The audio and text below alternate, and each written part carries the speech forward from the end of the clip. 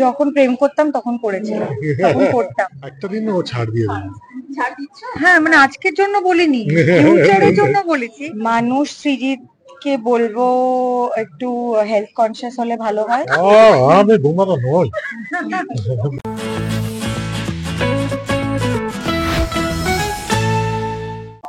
সৃজিত প্রত্যেক বছর জন্মদিনটা সত্যি খুব স্পেশাল হয়ে যায়, কারণ যে মানুষটা কাজের সাথে থাকতেই ভালোবাসে, কাজের সূত্রে কিন্তু তার প্রতি জন্মদিন পালন। তাই ডাবল সেলিব্রেশন হয় কি? হ্যাঁ, মানে আমার কাছে কাজটাই তো মানে পুজোর মতো, কাজটাই সেলিব্রেশন, কাজটাই উৎসব। সো আমি কালকে রাতেও এডিটই করছিলাম, দেব বললো আমি ওটাতেই সবচেয়ে ভালো থাকি, সুখে থাকি। এবং অবভিয়াসলি জন্মদিনের ওকেশনটা খুব কাজে লেগে যায়, কাজেও, বিকজ ছবি রিলিজের ঠিক আগে আসে, তো কিছু না কিছু রিলিজ সেটার সাথে মানে সিনক্রোনাইজ করে দিই আমি। সো হ্যাঁ, আই গেস সেটা একটা খুব উপরই পাওনা তো বটে। সত্যি কথা কি বলবে, বার্থডে বয় সৃজিতাকে থেকে বড় প্রথম মিষ্টি তুমি করেছিলে বার্থডে সময়? একদমই না। যখন প্রেম করতাম তখন করেছিলাম, তখন করতাম। হ্যাঁ, এখন অন্যরকম প্রেম করি, কিন্তু বাট কালকে আমাদের দেখা হয়েছিল 11:30 11:45 অব্দি দেখা হয়েছিল। সো ইয়া, এখন করে দিয়েছি, দেবো। পরিচালক সৃজিত মুখার্জিকে জন্মদিন উইশ করে কি বলতে চাইবে, এবং মানুষ সৃজিতের জন্য আরো সামনে বছর মানুষ সৃজিতকে বলবো একটু হেলথ কনসিয়াস হলে ভালো হয়। অমানসিক amount of protein that you eat, cut down on that. আর পরিচালক সৃজিতকে বলবো যে আমার খুবই ইচ্ছে একটা প্রেমের গল্পে কাজ করার, মানে সিনেমা হোক বা সিরিজ হোক। তো সেটা যদি ও লেখে, মানে আমার আমার জন্য যদি লেখে, বা হোয়াটএভার অন্য কিছু লিখলেও I am good to go আর কি। Take the money to number 1 তাই আবার এখানে ফিরে আসা প্রথম গান এবং গল্পের মধ্যে দিয়ে গল্প হয় না, আজকে আবার দুরকম গল্প শুনলাম। রণজয়দার 6 বছর আগের লেখা গান। হ্যাঁ, মানে রণজয় আমাদের গান পাঠাতেই থাকে। এবার রণজয়ের গান, বা যেটা আমি অনুপমের সঙ্গেও করি, ওর পুরোনো ডায়েরি থেকে পুরোনো গান বার করে। হ্যাঁ, তো সানাইও তাই। হ্যাঁ, বিকজ আমি মনে করি সিঙ্গার সং রাইটাররা যখন ইন্ডিপেন্ডেন্টলি গান বানায়, তাদের মাথায় কোনো প্রডিউসার বা ডিরেক্টরের ফরমাইশ থাকে না যে এখানে এইটা দরকার, ওখানে ওইটা দরকার। তাদের যে এস্থেটিক বহিঃপ্রকাশটা অনেক অনেক জোরালো হয়, তাদের ভেতরে অনেক আসল রণজয় বা আসল সানাই বা আসল অনুপমকে আমি পাই গান। এবার সেইটা পাওয়ার পর সেইটাকে আমি মানে একটা মানে সেটা তারপর আমার কাজ। সো আমি সেই গানটাকে আমার কনটেক্সটে নতুন করে লিখি বা নতুন করে অ্যাপ্লাই করি। মাঝে মাঝে ক্ষেত্রে মানে কিছু ক্ষেত্রে লিখতেও হয় না, মাঝে মাঝে পুরোটাই মিলে যায়, একটা সেমিকোলনও চেঞ্জ করতে হয় না, কিছু ক্ষেত্রে একটা দুটো শব্দ চেঞ্জ করতে হয়। কিন্তু এই যে অ্যাপ্লিকেশন, আমার মনে হয় এইটা আমার স্পেশালাইজেশন, উইচ ইজ ওয়াই মানে সবাই আমাকে এলো পাতাড়ি রোজ সকালে গান পাঠায়। মানে এইটা একটা করলাম, আচ্ছা বিকেলে একটা, আচ্ছা রাত্রে একটা। তো আমার হোয়াটসঅ্যাপ কিন্তু actually it's like a jukebox, it's like মানে it's like a bank, it's like a bank of great melodies, great song. যখনই কোনো নতুন ছবি ভাবি, সেই কন্টেক্সটটা ঠিক করে সিলেক্ট করি। যেটা বলছিলে তোমরা যে গানটা শুনে বা গানটা দেখে, আমাদের দৃষ্টিতে গানটার কথা শুনে মনে হচ্ছে দুটো মানুষের কথা বলা হচ্ছে, কিন্তু গানটা শুনে এবং দেখে বোঝা গেল যে অনেকগুলো ক্যারেক্টারের চলন রয়েছে গানটার মধ্যে, এবং সেগুলো তো অন্যরকম অবশ্যই তুলে ধরা হচ্ছে। কি বলবো, একটা গানের সার্থকতা আমার মনে হয় সেই শাশ্বত অপিলে, যেটা যে মানুষটা সিনেমাটা দেখবে না তার কাছেও গানটা কিন্তু সারা জীবন থেকে যাবে। এবার গানের থেকে বড় পোস্টার বা হোর্ডিং হয় না।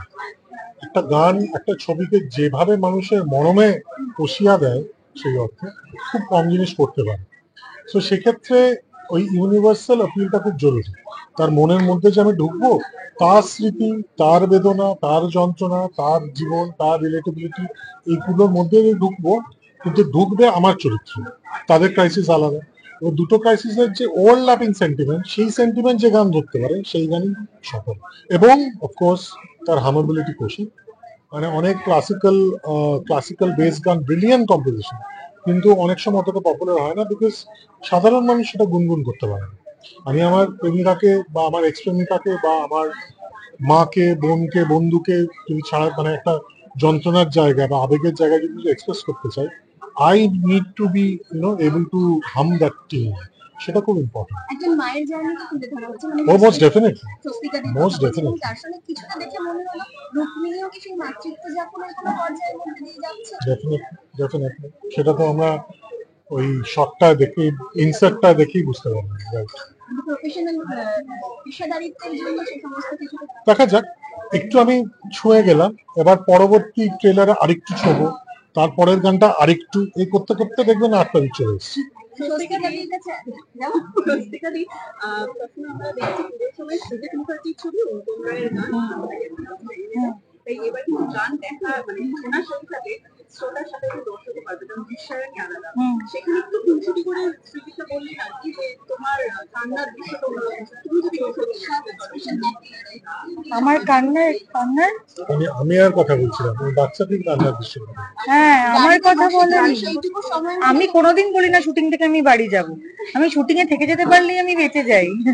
ওই ট্র্যাক শট যেটার কথা স্বস্তিকা বলছে, যেটা খুব প্রিয় শট, আমারও খুব প্রিয় শট। সেটা স্বস্তিকার অভিনয়ের যে রেঞ্জ, সেটার আইডিয়াল যদি কোনো শো রিল হয়, সেটা হলো ওই শটটা।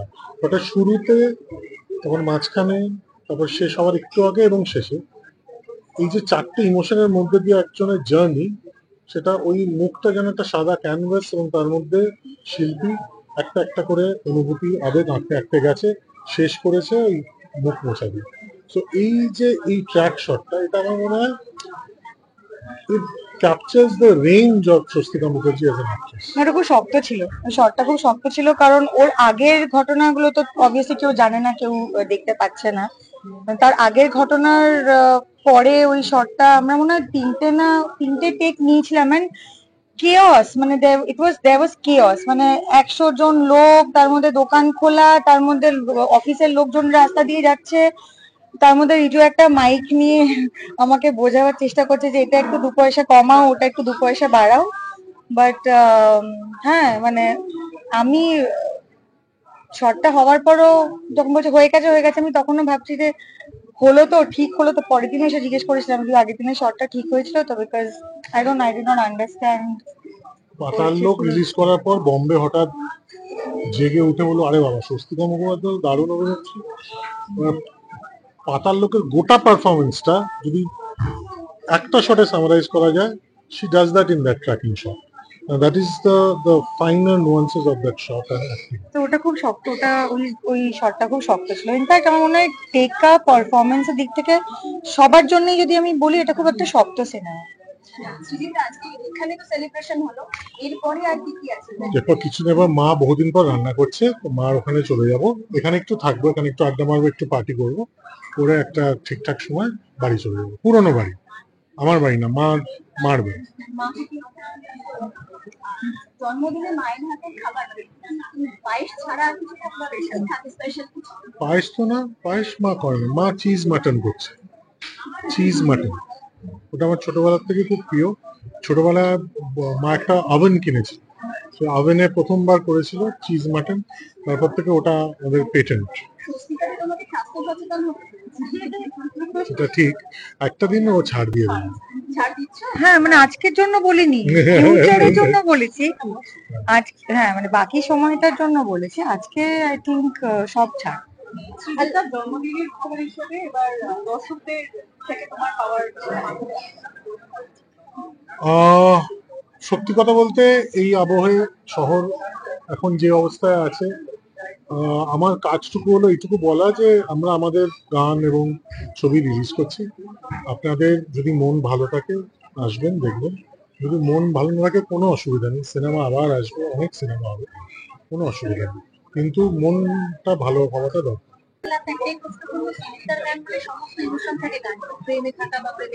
ছবিতেও থাকে, শ্রীজিৎ মুখার্জির পুরো এন্টিটিতেও থাকে, শুধু গানটা নিয়ে কি করে স্পেসিফাই করতে পারে? দাদা বল দিয়া। আচ্ছা, হ্যাঁ, তাহলে তোমার যদি বলি মানে প্রিয় গান যেটা তোমার সবসময় ধরে। দেখো টেক্কার জন্য যখন কথা বলতে এসেছি তখন বলা উচিত টেক্কার গান, কিন্তু অ্যাকচুয়ালি টেক্কার গানটা নয়। ওটা জন্মের আগেও জন্ম পরেও হ্যাঁ, জন্ম। ওটা তো ডেফিনেটলি জাতিস্বরের গানগুলো তো আছেই। আর হেমলক সোসাইটির রূপম ইসলামের গানটা, ওটা আমি সারাদিন শুনে যেতে পারি, মানে সারাদিন সারা রাত সারাদিন সারা। তো ওটা হচ্ছে ফিরিয়ে দেওয়া। হ্যাঁ ফিরিয়ে দেওয়ার গান, ওটা একদম মানে পুরো একদম লাইক গেথে বসে আছে মনে। Thank you.